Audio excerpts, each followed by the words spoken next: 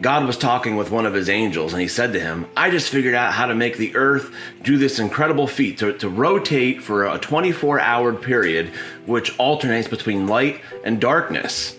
And the angel said, yeah, that's great. So what are you going to call it? I'm going to call it a day.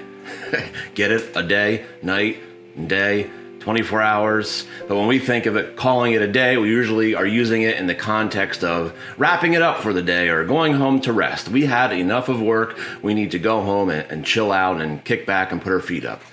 So that's what we're talking about today, calling it a day. Because as God created the earth and created all of the universe and all of its majesty, on the seventh day, God rested. And we can read about that in the beginning portion of chapter 2 from the book of Genesis. So the creation of the heavens and the earth and everything in them was completed. On the seventh day, God had finished his work of creation. So he rested from all his work. And God blessed the seventh day and declared it holy, because it was the day when he rested from all his work of creation. We live in a culture that's become all too familiar with burnout, with stress, with a plethora of mental disorders ranging from anxiety and depression and upwards, many of which are induced by the amount of work that we do, by our busy schedules, not just in the workplace and working 40, 50, 60 hours a week, which is a blessing, God giving us the ability to go to work and to earn our way in the world.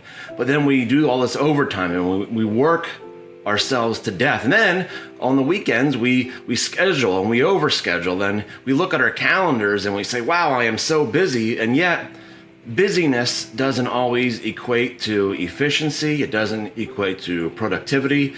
And it doesn't equate to the love that we're supposed to be sending and sharing with the relationships and investing in those relationships that we're supposed to do with our family, with our immediate circle of close friends, and with God.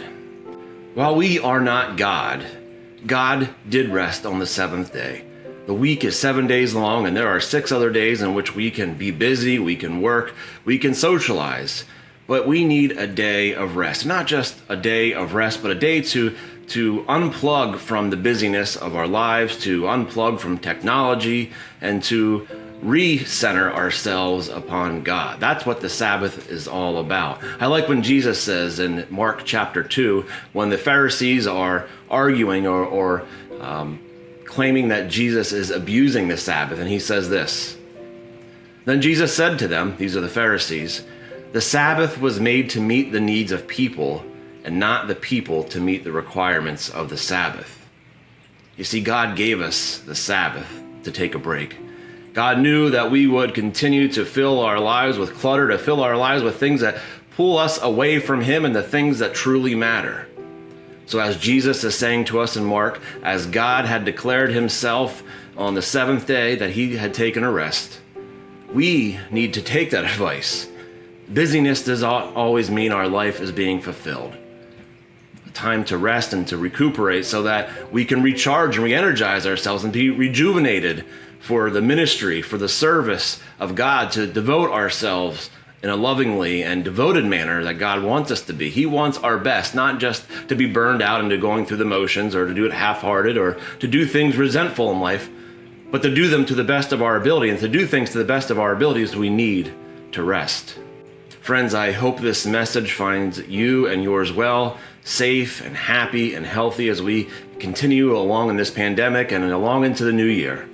May God guide you, that you may work in his service, but then find that day of Sabbath, that day of rest, to reconnect and to recenter yourself upon God.